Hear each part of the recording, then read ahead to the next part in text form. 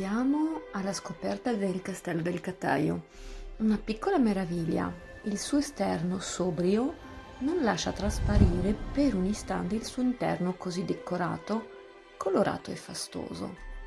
E sì, le apparenze ingannano. Entriamo nelle stanze di rappresentanza della famiglia degli Obizi. Questo castello è stato creato per fare grandi feste, ma soprattutto per promuovere la loro attività. Che cosa sarà?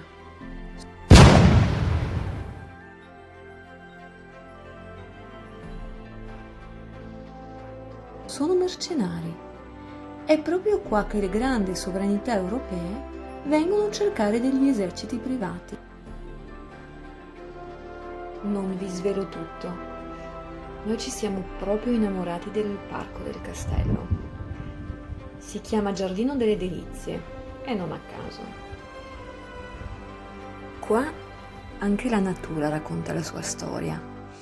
Fermatevi sotto l'albero di magnolia e guardate queste radici meravigliose. Vi racconteranno tante cose.